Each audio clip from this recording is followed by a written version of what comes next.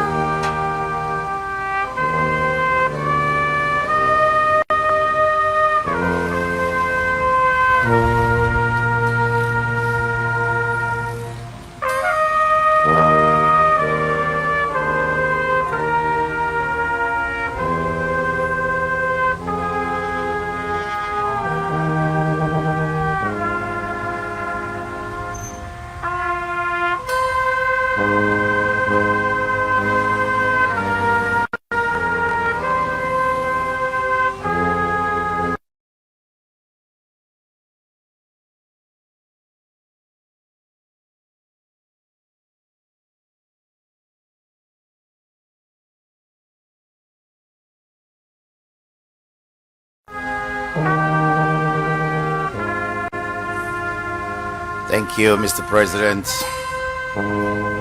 Next, we'll have Her Excellency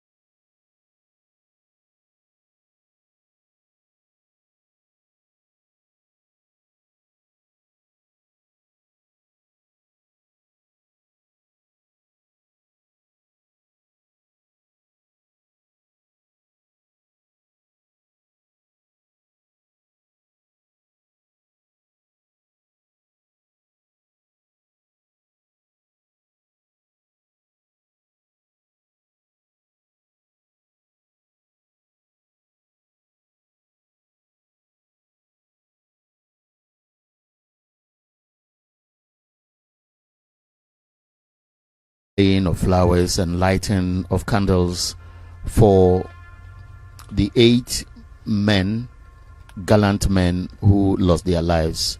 in a helicopter crash yesterday in the Andansi area of the Ashanti region. At the moment, at the forecourt of the presidency, the ceremonial gardens, to be specific, the President, His Excellency John Dramani Mahama, who has just laid his flowers. The Vice President, Her Excellency Professor Nana Jane Opoku-Agyeman, is also here. The Chief of Staff, service commanders led by the Chief of Defense Staff, military officers, members of the general public, government appointees are all here joining this brief ceremony in memory of the 8 who were on board the Ghana Armed Forces Z9 helicopter. They were out from their homes early morning. They were on a mission to join the Minister for Lands and Natural Resources, commission a government initiative targeting efforts to stop illegal mining activities. But unfortunately, the sad event occurred. So today, we are remembering the Minister for Defense, the late Dr. Edward Kofi Omane Boamah, Alhaji Dr. Murtala Mohammed, Minister for Environment, Science and Technology, Alhaji Meniru Mohammed Lumina, Acting National Security Coordinator, that's Deputy, then Dr. Samuel Sapon, the Vice Chairman of the National Democratic Congress, the NDC, and Samuel Abuaje, a former parliamentary candidate. These were government officials who were on board the helicopter that was involved in the unfortunate incident. The military officers, the crew, are Squadron Leader Peter Bafemi Anala, Flying Officer Manin Chum Ampedu, and Sergeant Ernest Ado. It's a national tragedy, and Ghana is mourning. In your shots, is still the ongoing laying of flowers in remembrance of the departed, and their pictures have been displayed on the banner with the caption, Ghana mourns. Government has declared 3 days of mourning beginning today. In your shot are the leadership of the majority side. And so you see the first Deputy Speaker of Parliament and Deputy Majority Leader Kweku Reketegan, who just went past the camera after laying their flowers. And as I told you earlier, a number of members of the general public are trooping in to be part of this solemn event. Yesterday, the Vice President Nana Jane Opoku-Agyeman led a government delegation to visit the homes of the departed. She visited the home of now the late Alhaji Dr. Murtala Mohammed, the Minister for Environment, Science and Technology, and Alhaji Muniru Mohammed Lumina, who is the Acting National Deputy Security Coordinator. The Chief of Staff, accompanied by the National Chairman, Johnson as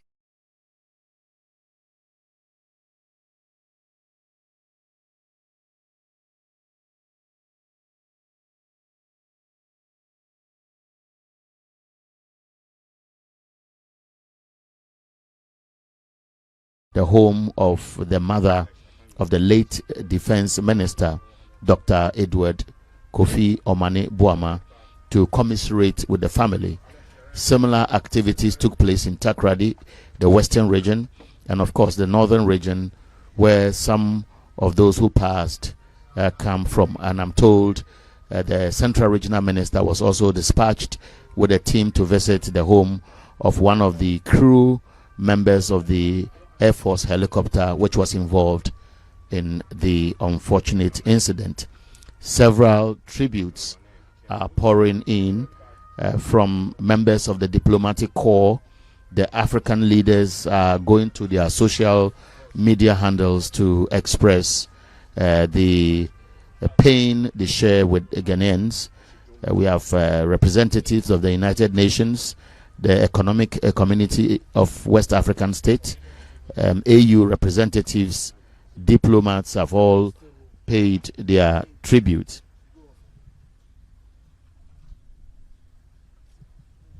Past Commission President, for example, used a phrase in a sentence which reads, dedicated public servants. The British High Commissioner in Ghana posted a message on his Facebook page, and it only reads with one phrase, deep condolences. And so this morning at the forecourt of the presidency, His Excellency John Dramani Mahama, accompanied by his vice, the chief of staff, senior government officials, have joined what is the laying of flowers and the lighting of candles for the departed, which is being attended by members of the public, members of the family of the deceased, their friends, government appointees, and representatives of the security agencies led by the Chief of Defense Staff, who was among those who went to the home of the Defense Minister yesterday to commiserate with his mother in Koforidua.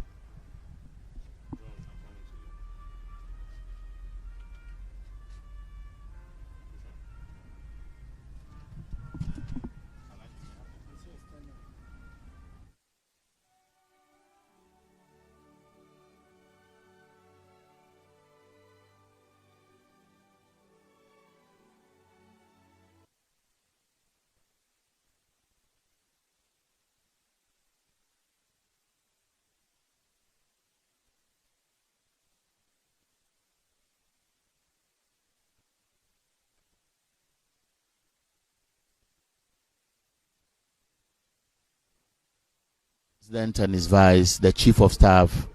and leadership of Parliament and other top government appointees who have joined the laying of flowers and the lighting of candles for the departed are leaving the ceremonial grounds here, or the ceremonial gardens here at the forecourt of the presidency. But this exercise will continue through the day as government declares 3 days of mourning for the departed. Yesterday was a tragedy, the 6th of August 2025. These officers who we are now remembering were on a mission to serve the state. They left their homes for work. Their immediate families had no idea about what was ahead of them. They, of course, had no parting words with their family, and many of them started picking snippets of information about the disaster late morning yesterday until just around midday, that the details started filtering in through the National Security Coordinator and top officials at the presidency, after which the Chief of Staff, Julius Debra, had to break the news and announce the names of those who have passed. In your shot are the officials who are leaving the presidency. The president was leading them, and I'm sure the vice president's motorcade is about leaving the presidency, after which I believe that other officials, that's the president in your shot anyway, so His Excellency John Dramani Mahama has just been part of this painful, memorable incident that will be on our lips for years to come because of some of the personalities involved and for the commitment they had for this country. So His Excellency John Dramani Mahama has laid his flower, and you could see from the shots that he could not hold the pain, and he kept sobbing and sobbing because Dr. Edward Kofi Omane Boamah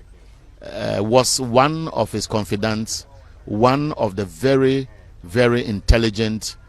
young men who he came to meet in life, who served him diligently, who demonstrated their commitment to join hands to change the mindset of Ghana under the reset agenda, to improve the lives of the people through hard work. And today he is no more. And so I will just hardware sans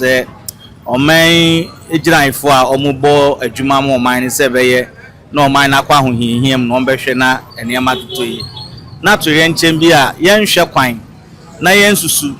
na yanwene mpose ni manimi ya bibise ebesi na ebresi yenso sebio amfa wona mpanyimfo bi akọ ahomegye mu a enka yensusu yemu no yesusu bia o sabede obetimi akwaja no ncha akwadwo ahom na mabu na ntise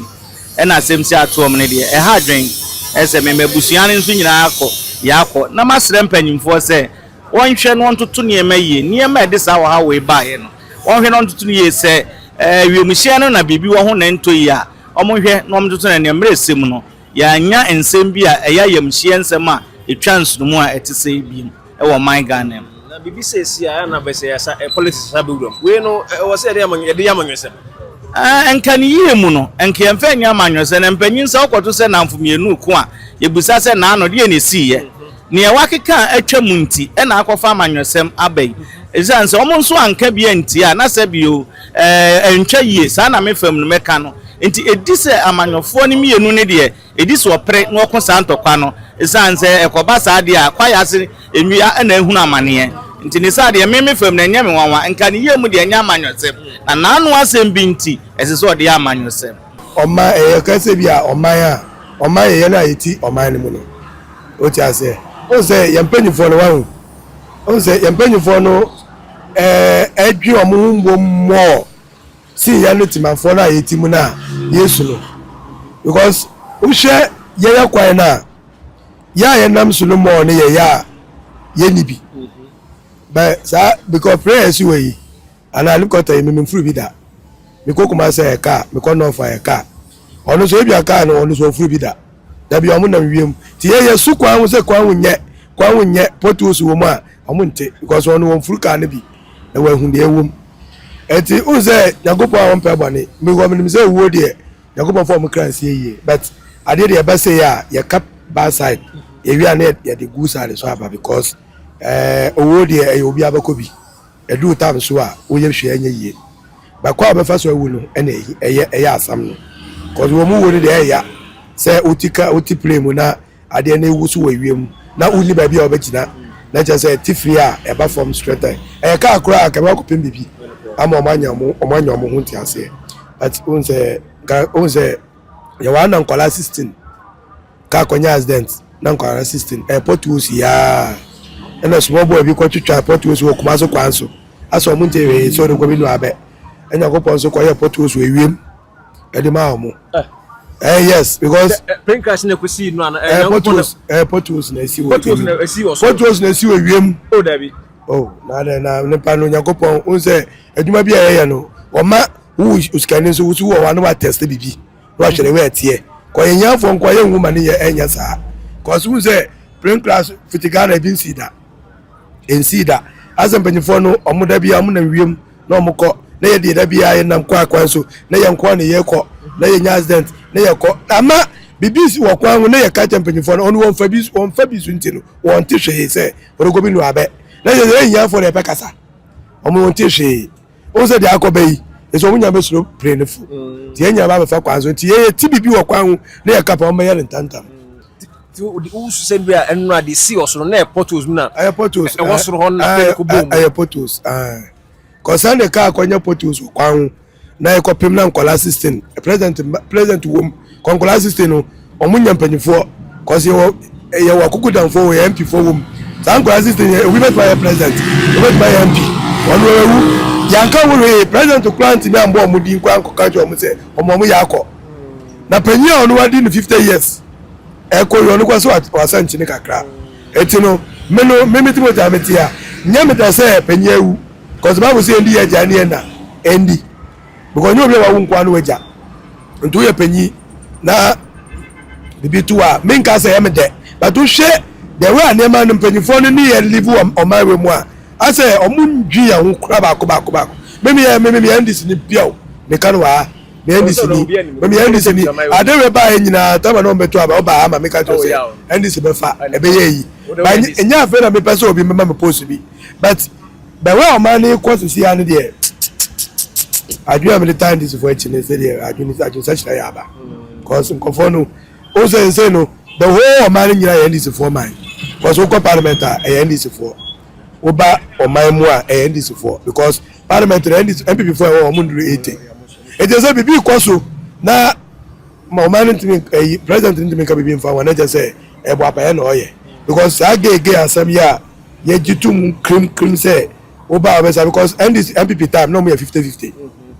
and o ntimi ka wasam because Omane kwachi ya because Omane adru boni bi to the sense say nyagopon kwa ntimi ka omo asam because ge asam we Mahama okufado because no ye 50-50 etino onim say wantimi anka they say no MPP for mo parliament omundu 80 it is a waba Saturday we so they can cancel fast because they say yantu so aba because who did over carry fana because parliament you there it is so try there me all right so great baba kan no asem di dey see no o dey usu senka Omane no I say ye kwan ne bia no yenyi bia me say ka dey see no wan ka yan fanya futuo ka say enye kwankwa na ebetima nya accident eye una mu wie mo ba bia ne pon nan bia no bi betima si eti say ohia ni su e wa ade bi hu say ade we enya ye mpanifo no twa Omane nhwe mo yi Omane so mo de kwa no mo nam so eti no ye ne ye kita ka na enam so enti no ye nkwa na yate ye yawo because no ka say Omane committee so mo nya nhwe mo fa ho na bia o je say we de ade de eye sa wusu na aye brebre na be siwa ele ye bibi fa we no anya sai enti ade na because Ghana ye pese bibi nya obi nfa no kwa mitwa so ansa na ya de kai bibi afa ho da bia obi wu ye na na se bibi ntu obi a ye nya de bia amfa bibi ho esa na bia no Omane e konachi cause enya ye tu ono memetu ye nyina ye Omane do e ye me anka be me ya me bra bi anam ofa bi anam papa bi na ye MP ena ya appoint ni say ena ka abusuan fo ba bebo abusuan ena bibi say esi a e be me ya but udwim ye juice animal no a ne ye say the bampanyi for no side say the way omo ni ye ti Omane mu no enye e be ka ho ase ba be di ho komo o ti ase ayro na aba ntiri yakopon fa omo kransi na abusuan fo na sa ne ma wetu omo no ye mo ya akọ o me ya mo sheme trese nipa kukudem na ahwro mo nkwa no enye se ebia enye mebusuani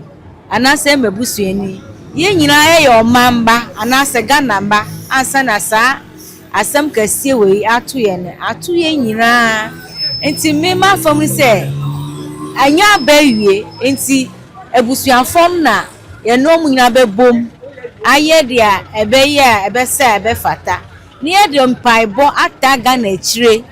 na se ye mfunso bi na ya ye o se ye de ni aye amanyankopon asa na we yi na ni amayen yo ye nim boni so fa nche ye no nkrakra ye mu no fa Ghana nsi se na Ghana ti no no nye Ghana sa amayen na anu ye hye emna ho dwiri papa just anche bia na san kola bebrebe we nso ewu ye endu na he na we nso asam kase kire se ya bo kankasa awo Ghana kire se mpanifo enye nkola nso eyie ntime so dia me wo kan no se ye di mpaibo eta Ghana chi Omane nyina na blechire aboye ya enu abe by this time na me need data ti obo be se 11:30 mo na me to data me hu se messages e ba me phones bebre ti me krambo na me da mani ba no so na me share online say Omane Boamah and other government officials bi akonya plane crash amamawu Jona Musa me bla yo me chance ah na me asi na no say ada won ta na say me da na me need data wonti anopa no sana si ya de na manti number no because we sana aba tini nyina ya wa hanum kwa ni ebobo nwa na ye de ko hwe angel ampa ya angel TV na kwa Dixon so e chire ma no ma live update say no kra ni asi nyame anim ni ya some ministers omo ya adwuma de sumo man no mo kwa kodi oman ni hu dwuma na kwanhia si aba no ya pa ne yema omampani ne abusua o ma hwere o ma de hie nyina yakọ ene oman ni mu nyina yema ya nyina ho yakọ because enye easy iza mi sisu kura me share da hu bi sa ze Ghana ko bi kwansi sa e bi nsi sa da se ministers of state a omo sumo man no mu tu kwa kodi oman ni hu dwuma na BCS ebesia na bia wanwan bia omo yale obi o yale ko san yale aba na oba ya oda yale mpaso na wafirme no de normal by say ministers be 3 member of parliament any asrafo a omudi omuduma ne pilot be kan ho mbewu no ma 80 there o man be chira bo man no makoma tuye for say ha dwen papa Black Wednesday Saturday no momonto Black Wednesday edu sa date na wose Ghana obi ya black because enye nipa 8 timie wa the sport obi entimi amie nani anka se ejish memunum na akoto baabi na mimpo me ya dance die se ye nipa 8 eboduam ana ebo pipom obi anhu ne esi nipa 8 ni nyina timie wo Ghana wose ye sorry won paibom because bibi koso sadem papa mo akwata ka se wiemu nyampa ti o se Ghana ye sorry ne me ye ni da ho na wuti we na wo bibi na wo bibi se big cry da chi bibi betimi sise e wo my we na bibi sa eba bia na nwene ho se bibi se betimi se wo my Ghana nipa 8 just a second call by ya mu nyina ahye abusuafo ni na yakọ ya na ye se saadi we kra betumi asi o mawe mo yakoba ne se eya so we dem penifo no mfanye suade e kire se wiase no se atimafo na ye kwala na ye nam na se kwai Ghana kwa na de be ye kase kwa na nye no ke kwa we ya ka ne we fe se boase nkanya kwa bia nka se ko mutu pe edeko kazen kwa be bank enke ye se play wo a nipa ya hye ye hu fulumpo ye kase bo se ye hu nipa se so masi funi we die ne papo na ye kase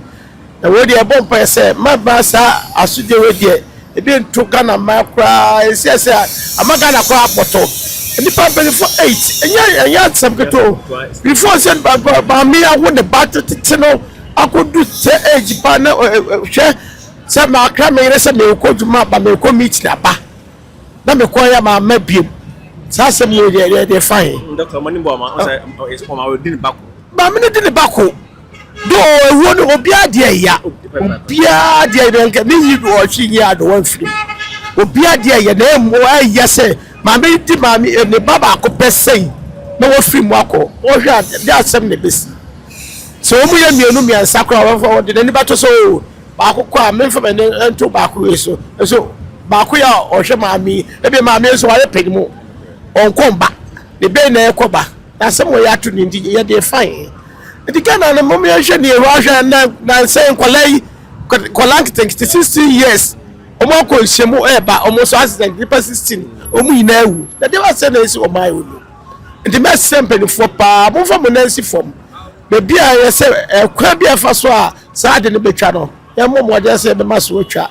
na de o mesu ma ntimi ama mo be the first me di say Samtuga because feel la pass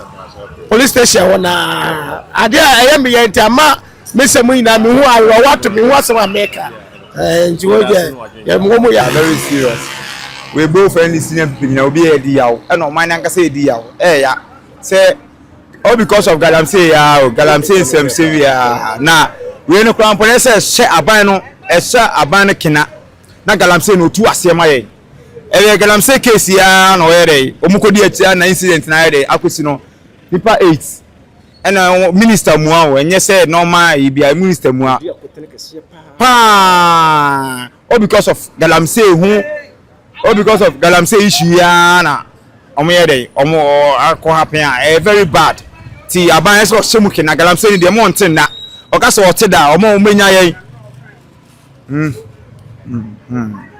and I drivers you problem pa drivers you problem I say problem ben na mo say no you baba problem no so no trust of God na so driver for dem am drivers ankasa you problem this time no checking pay wu car accident one chairman very bad na so say bia dey road dey bibi say na na so man ba chairman oh we just say G-Prez for empany for no o dey omonya billboard keke say every month bia ni pay wu billboard every month bia ni pay wu ewu Ghana ewo accident will be bought and the NC Kumasi Kwanso better a been on some junction so whom a just so or the one print every day be or the one printing every month be a new pay who accident no one for being sister credit a month when you said the whole year no a month be out there G-Prez will emphasize or Mojuma Mom from my bank now G-Prez from penny for no more day one printers every month be a new pay who accident home or from more billboard say any market can crap passenger team over there. Oben say see every year be every month be any pay who accident home very bad and you said you play for say slomo we there to watch up na we there me can say omo print ma dey billboard ahen di play to be cause ahen asema na be ka kire busia amahwere ma dey oh dey make ka kire busia say busia me mo hyede ebi say enye easy ebi say obi ye minister wo busia ma o ye breadwinner pa o ye breadwinner ono na dia abusuan na de ekoba bibia na abusuan ni ani eden na we wan kan ire ne ma semi ya mikowu aba o so okọ adwuma eden aba ana me nyo so we kra ne makra mpo na bia okra o mo se bia okọ eden okọ aba this incident we dey very bad sad pa ma do Ghana un say Mahama Jubilee Zabra be ka say mpenifo na parliament yan shut down be 3 days be and they are very sad yanti asempa ba galamsey no galamsey ntina weni omo galamsey ho yi anti ma ba ne ntenda galamsey ni de okasa ote adade a yen ntwema no galamsey ntia ni tutu ntia ho meeting omo ko ye na program we nyina ade ekosi ntia ma ba ne ntenda onko so ku galamsey ni ma ye na galamsey ni de they say ye nya nso papa nom ye tenkran so ye nya nso papa ye de ennom ye se omo a nya sa aban no we ye si na aban beti ada mesremo mo kunkun mo ni maye na galamsey de ntimi de into atisa se mi kuro mu na si ye kuro mu na si ye oh boas na odi nkomo friend komo kasa di komo akrafa o na me minister di nkomo na o se na nkra mo nte di aram te di asam na aba sa kwa na mba beti we news nti de si de Ghana bridge na abo ye nyina de ekon de anu odin ya me na be bo ne mpa ye se boni bi ne ya ho fanche na onyim na we di anu odin ina anu ya hwe nkwalai kwala bebre na nsa na we nsusu ana se Ghana tuntum na na ewo ya me fa ye boni nche na we mi tuntum ne free yeso no pe na metumi okay that's the idea we are see we oda susu na se bia bibi da chi bi kra na bibi se ya toro nche bi se bibi sa ba witirim kra there be but if say esi ye ya nsa na unso social media for ye beti say asofofo nkom hye ne ade ba na say na nkom hye na o ma hye say ya fa ya adwan ye de ankoso esi wi ansa na ye de ya adwan ye de akoso na metre say asofo nkito ye omo bibi ba na bu a ohuka enti ya mum ye ni akire wow wa mo wa ban mu say na me ka say nka obi ni ma na obofo na ye kan sa asam na ka bi akombe di akire adenti na sofo biti bia bi na obi na no kan ehye nkom ka asam say ya ye njini o si akidi wati asade na ebesi Ghana ye asumdwe ma bibi besi etumi yi kire obi wo kura me ne wuti fe na se bibi beto wa nyame tumi yi kire nti de enti na mutumi eka say sofo we na wasa nyame yi kire na mujini di na o sofo bia onyi di di nyame yi kire na munyini ni de me ka me ne be ma wati ase to say ye fa sade we ensuya de pass bibi besi a ye fa na se obi sofo bi ko a wo ma ntwe ba bi ehu no oka na obi opiti wo kwan ehu no oka mum ye nyini ni de betumi asi ja before say obaka sama kire busuan na kire busuan episo ya na manyosem ne no manoma oti bi se ya sa ba say da manyosem una atu wan ka fa nya manyosem obi di se obe ade amanyosem adwuma no mo ye na o mo kono mu se bibi besi wan kra na yene makra wan na yene poni bebia ne bibi da ayi atoyentam na but mo mi enya amanyosam no ye cheche wo more ye nya asa de ne ye na emmoa ye Tasema na beka kire ne ma na abusua na busua de meka kire o ma ne so mo hyeden se anyi wo mo kwa na ade ato mo ye o ma ne nyina ashrade wo mo nyina ashrade mi nya ba akompo na mi nya mienu mpo abusua ne nyina ashrade na jo tweli pre no ame pa ne cranes ade me hwano a mentumi mbie mani me hwano a mentumi wasana na ka ope me hwano a mentumi nkasa itindra mesu am kokro mentumi anto ade na me kan se ya hwrade na amagana me bizide na no me yenyi ni pio ni yeyi na me we ya hwrade na brante de yeyi na makoma Anda, we get it so. Na brand ya sha na yi white. Na bibi she ni say. Na de ya to me kan be. Na me ho madwuma mu. Na obi be na adwuma no oka na me de me focus ntina me nyindi, ntina me mfa madwen ko. Ti me wie na me fa kira me busa me nua ba ko. No so ade na kwesi anopa. Na nyampie ntino no amanfo nte ba afi na abetodwa ma obi ati na meso meti ya na nyame anim ne meyam hyem se ya mpanimfo akuku dama kase esei na obi a wakra na ire ne na busuafo frifie se okọ adwuma bo onyale nya hwe na ire ne na mabetie se ukunu akonya plane crash ya na edin pa yewu ya pa ya basa ni ama busuafo ni nyina ahyede ni ama omanga na nso hyede tedi abredi ye nyina na edi yawo isame na kwa na ba bia me okọ ni kwansa me se black so ewu ya no ni asem ya tie ni ti ana ama ma se black ti omanga na ye hyede pa ni empe esiwe amanfo bi ye politics amanyosem sa no ma bibi sese a wo sa amanyosem bowura mana ya da bi me hu ni pa bi na se otimi asa na ame green say asa na green wo form kakra ewo nya de amanyosem obia betime ofrim anytime bia adenti na me wo MPP na me papa wa NDC no go frim a wasa ya me de se bia wo frim se de benti ana wasa ya me de o ntimi hu mo yesa na emu za em ze o ma green wo form no mu nim sani amamla ni amane so etie ti sankofo nde ana me de me pese metieti o mu nsem kwa say ya ra hosem kese pa ya mfanya politics sanati ye da so no so me da wase pa oberga seja na ye kwa yim ye dwense bia news na ye no kre by later on we be hu na e true we print crash there me since I wo me comment say print bia crash o Ghana what I say say mo say ndra sa atin etumsie ba ni na brim no ye de mama hwan ye mpenifo na ho omo na ye de brim because bibi o ho say mo hwe no mo ye even pray cry bi obetu cry maintenance say bi o ho say mo check bibia na ade bia bibi on kro man check na ade what I say ni na tu koso nti say bibi on mo ye bibia da na kwema even pray cry man for because mo si pray na che yes say particular pray na che na ade ti say bia ye mo no na ade na ye a nke bia say we na ntwemba na secondary kwan no so penifo mu hwe na kwan bi wo a o mu sesi because akatu Kumasi main road ko bebia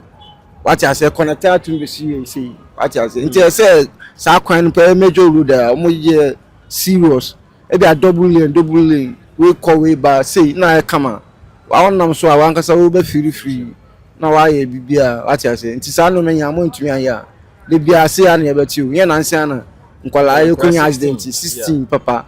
kwala innocent on ko wie ni na ye kwan na mo so penfo so mo pesa ma fa kwan so enye nti mo ko fa wiem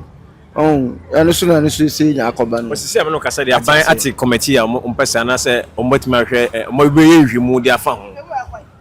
yeah committee nya ba ti o ba ni na de bia BBC ansa no mati committee ni na be wiere ye hu hwe e ko be bia nko se hwe oni pa no wo ya we hwehwe mba na wo kwa hwe plane na wo kwa chi plane na plane so ahye nti yo hwehwem na hu say plane for ta ko chi plane na ko chi wan what I say nti bibi wa so mo hwehwem ansa na plane ko be tuetu ya wo so ya na wa ko tu plane maintenance what I say we want to car we want to ko tu say we check bibia say bibia okay what I say nti say no esi en de ususo man ya hwera de kese ya pa serious ya hwera penny 4 pound serious ebi omumbum na ko metima wo bo man no ba omumbum na ya hwera mu what I say because papa ba kun say on me feeling pa on say can say yes on say can be our next presidential candidates obetumi aye what I say ya de me dibi ya me di ne yo me ya nya o Ghana forces because past almost a week ni what da no anopa na enye hu de tie enu mu hwekwe hu se what else we munye na mo de mo experience kakra mo experience mo student na mo ye moduma na bi say mo timi atu reporters o mo ko ba bi sa de na very bad get to two minister so for the mo experience enya no do pilot no bo ni parachute be in case of BBC no bit near day every su alande e bia no ma hu bi ekosi na ya jo mo sa tra no ma ko akogu sa de me di Ghana for so ya ende no kre nipa BBC atimi sisa e betan ba se bibia nim obenifo no se bibia dana kwan mu na atorenchem de bibia timisi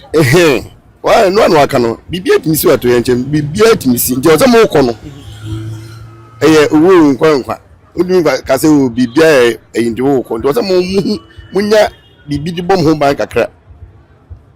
na se bibi di boy ho ban o mo de bom ho ban parachute